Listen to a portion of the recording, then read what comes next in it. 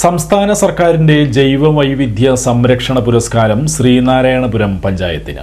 കാലാവസ്ഥാ വ്യതിയാനത്തിന്റെയും ജൈവ വൈവിധ്യ ശോഷണത്തിന്റെയും പ്രത്യാഘാതങ്ങൾ നേരിടുന്ന സാഹചര്യത്തിൽ സുസ്ഥിര വികസനം മുൻനിർത്തി ജൈവ വൈവിധ്യ പരിപാലന സമിതി നടത്തിവരുന്ന പ്രവർത്തനങ്ങൾക്കാണ് പുരസ്കാരം. കടലേറ്റം രൂക്ഷമായ തീരപ്രദേശത്ത് വിവിധ പ്രവർത്തനങ്ങളിലൂടെ തീരദേശ ആവാസ വ്യവസ്ഥ പുനഃസ്ഥാപിക്കൽ, കാവുകളുടെ സംരക്ഷണവും പുനരുദ്ധാരണവും തുടങ്ങിയ പദ്ധതികൾ പുരസ്കാര നേട്ടത്തിന് സഹായകമായി. 18 വിദ്യാഭ്യാസ സ്ഥാപനങ്ങളിൽ ജൈവ വൈവിധ്യ ക്ലബ്ബുകൾ രൂപീകരിച്ചതും പശ്ചിമഘട്ട വേഴാമ്പൽ ഫൗണ്ടേഷന്റെ സഹായത്തോടെയും പൊതുജനങ്ങളെ ഉൾപ്പെടുത്തിയുള്ള ആവാസ വ്യവസ്ഥാ പദ്ധതികളും നടപ്പിലാക്കിയിരുന്നു. സംസ്ഥാന ജൈവ വൈവിധ്യ കോൺഗ്രസിൽ മുഖ്യമന്ത്രിയിൽ നിന്നും പ്രശസ്തി പത്രവും 1 ലക്ഷം രൂപയുടെ പുരസ്കാരവും പഞ്ചായത്ത് പ്രസിഡന്റ് MS മോഹനന്റെ നേതൃത്വത്തിൽ ഭരണസമിതി ഏറ്റുവാങ്ങും. ജൈവ വൈവിധ്യ പരിപാലനത്തിൻ്റെ വർക്കിംഗ് ഗ്രൂപ്പാണ്.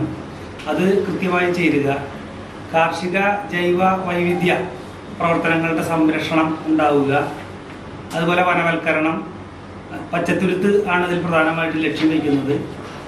കൂടാതെ ജൈവ വൈവിധ്യ പരിപാലനത്തിൻ്റെ ഭാഗമായി നമ്മൾ ആവാസ വ്യവസ്ഥ പുനഃസ്ഥാപനത്തിനും കാലാവസ്ഥാ വ്യതിയാനത്തെ ചെറുക്കുന്നതിനും വേണ്ടിയിട്ടുള്ള പ്രവർത്തനങ്ങൾ സംഘടിപ്പിക്കുന്നു.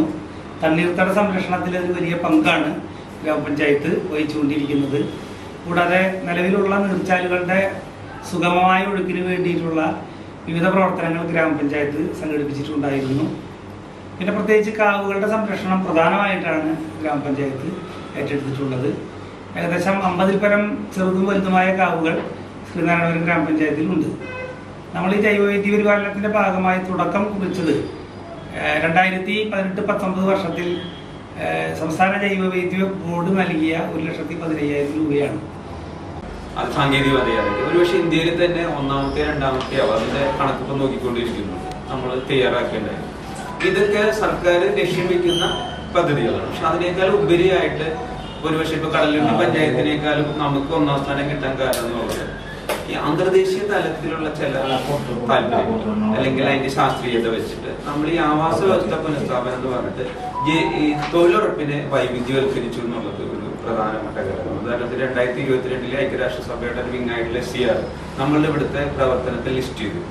അപ്പൊ ഞങ്ങൾ ഈ പശ്ചിമഘട്ട വേഴാമ്പൽ ഫൗണ്ടേഷൻ കുറെ ടെക്നിക്കൽ സപ്പോർട്ട് ബയോഡിവേഴ്സിറ്റി ബോർഡിന് അതേപോലെ തന്നെ നമ്മൾ ഫോറസ്റ്റ് ഡിപ്പാർട്ട്മെന്റ് അടക്കം കൊടുക്കുന്നുണ്ട്. പക്ഷെ നമ്മളത് കൊടുക്കുമ്പോൾ അത് ഉൾക്കൊള്ളാൻ തയ്യാറാവുന്ന ഒരു ഭരണസമിതിയും അത് ഇപ്പൊ നിങ്ങൾ ശ്രദ്ധിച്ചറിയാൻ പറ്റും ശ്രീനാരായണപുരം പഞ്ചായത്തിലായിരിക്കുള്ളൂ ഇത്തരം പ്രവർത്തനങ്ങൾക്ക് ബഡ്ജറ്റ് വരെ ഒരു മാറ്റി വരും. അപ്പൊ നമ്മളിപ്പോ ഒരു വനവൽക്കരണം നടത്തും, ഒരു ഉദ്ഘാടനം നടത്തും, അല്ലെങ്കിൽ ഒരു പരിപാടി നടത്തുന്നല്ലാതെ